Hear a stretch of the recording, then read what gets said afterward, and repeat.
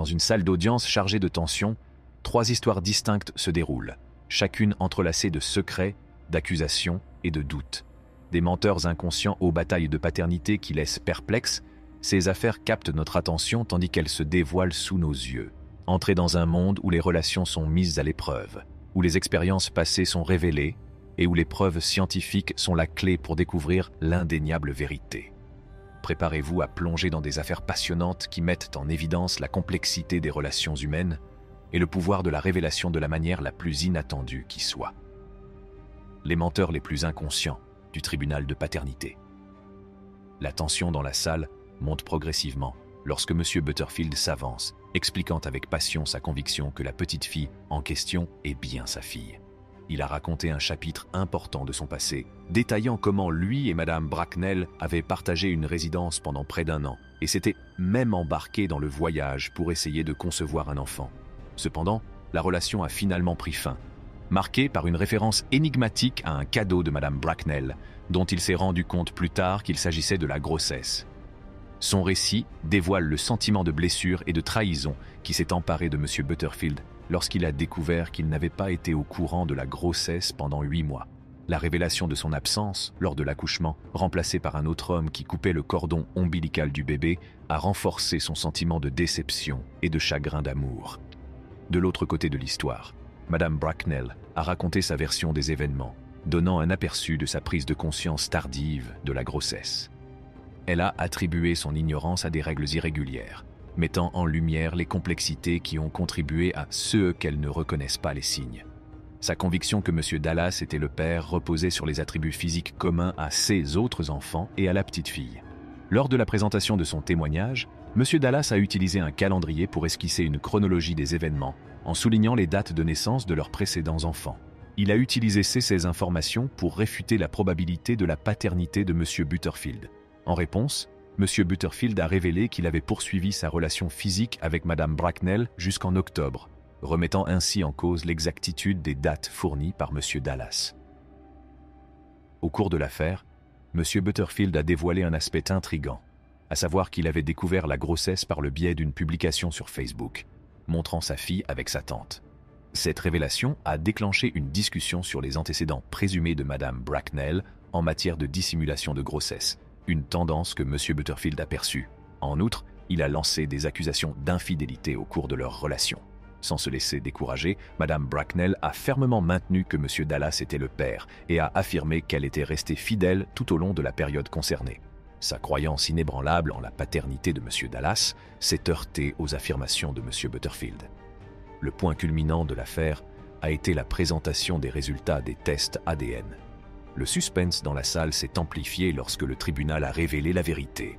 M. Butterfield était bel et bien le père biologique de la petite fille. Cette révélation a provoqué un tourbillon d'émotions, la justification de M. Butterfield et l'incrédulité de Mme Bracknell.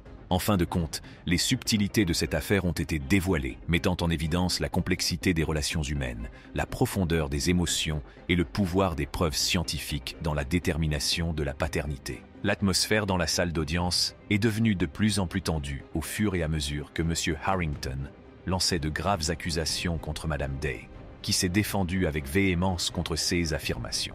Les insinuations de M. Harrington sur la promiscuité de Mme. L'intrigue s'est approfondie avec l'apparition d'une mystérieuse révélation de grossesse. M. Harrington a révélé qu'un informateur anonyme lui avait envoyé un SMS l'informant de la grossesse de Mme Day. Pour étayer ses dires, il a présenté ces messages comme preuve de sa découverte. Mme Day a toutefois contesté cette version des faits, affirmant qu'elle n'avait pas informé M. Harrington de sa grossesse et que le tuyau était faux. Pour tenter de contrer la date de conception, M. Harrington a présenté une pièce à conviction qui comportait un calcul de la date d'accouchement. Le calcul indiquait une date de conception en novembre, une période où lui et Mme Day n'étaient plus ensemble. Mme Day a d'abord maintenu fermement son affirmation selon laquelle M. Harrington était bien le père, mais son témoignage a commencé à vaciller, révélant un sentiment d'incertitude dans sa position. Au cours de la procédure, le juge Lorraine a habilement sondé les incohérences des déclarations de Mme Day. La nature changeante de son témoignage a fait froncer les sourcils et a incité la juge à demander des éclaircissements. La position de Mme Day a oscillé entre une confiance inébranlable dans la paternité de M. Harrington et un soupçon d'espoir qu'il ne le soit pas. Le suspense dans la salle d'audience s'est intensifié alors que tout le monde attendait le dévoilement des résultats cruciaux des tests ADN. L'assurance de Madame Day semble vaciller, mais elle insiste sur le fait qu'il n'y a qu'un seul autre prétendant potentiel au rôle de père. L'incertitude entourant la vérité planait sur la salle. Le moment culminant est arrivé lorsque les résultats du test ADN ont finalement été divulgués. La révélation que M. Harrington n'était pas le père biologique de l'enfant a provoqué une onde de choc dans la salle. La vérité est apparue, mettant en lumière la complexité de la situation et soulignant la nature délicate des incertitudes en matière de paternité. En fin de compte, l'affaire a mis en évidence la dynamique complexe des relations, les rebondissements imprévisibles du destin et le rôle que jouent les preuves scientifiques dans l'établissement de la vérité.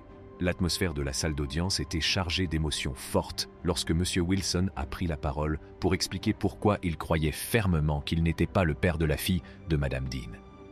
Il a raconté qu'il avait été trompé par plusieurs femmes dans le passé, ce qui l'avait rendu méfiant et sceptique. Dans son témoignage, il a souligné qu'il avait déjà parcouru ce chemin incertain, un chemin de fausses affirmations et de doutes sur la paternité. Il a reconnu avoir signé l'acte de naissance, mais a révélé qu'il se sentait déconnecté de la situation. Il a exprimé sa frustration face au manque de cohérence et de communication claire de la part de Madame Dean. Madame Dean a répondu par une détermination tout aussi fervente. Elle est restée sur ses positions, affirmant qu'ils avaient partagé une relation intime pendant la période en question. Elle réfute les doutes de M. Wilson et maintient qu'il est, sans aucun doute, le père biologique de son enfant.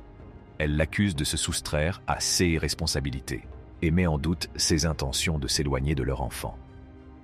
La tension monte lorsque Madame Dean révèle une information importante, à savoir qu'ils ont planifié ensemble la naissance de l'enfant. Elle a décrit des moments intimes qui avaient renforcé leurs liens et leurs intentions. Elle a brossé un tableau des espoirs et des attentes qu'ils partageaient pour leur avenir en tant que parents. Le contraste était saisissant avec le scepticisme de M. Wilson, révélant la grande différence entre leurs points de vue.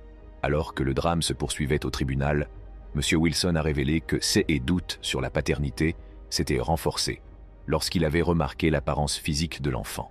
Il a déclaré qu'il voyait plus de ressemblance avec l'ex-partenaire de Madame Dean qu'avec lui-même. Ces doutes semblaient le ronger, jetant des ombres sur son lien avec l'enfant. Au milieu des accusations et des révélations, la juge Lorraine est intervenue, exprimant son propre étonnement devant le réseau complexe d'émotions et d'expériences qui se déroulait devant elle. La situation semblait être un enchevêtrement perplexe d'émotions, d'expériences passées et de perspectives personnelles. Lorsque le moment est enfin venu de dévoiler les résultats du test ADN, les réactions de M. Wilson et de Mme Dean sont un mélange d'anticipation et d'anxiété. Lorsque la vérité est apparue, à savoir que M. Wilson n'était pas le père biologique, le choc était palpable. La conviction de Mme Dean était ébranlée et les doutes de M. Wilson avaient été validés par un retournement de situation inattendu. Tiers de paternité et ses montagnes russes émotionnelles nous a rappelé les complexités et les subtilités que peuvent comporter les relations humaines. Ces affaires ont bouleversé nos esprits. Que pensez-vous de tout cela? Faites-le nous savoir dans la section des commentaires ci-dessous. Et si vous avez aimé cette vidéo, donnez-lui un grand coup de pouce et partagez-la avec vos amis et votre famille.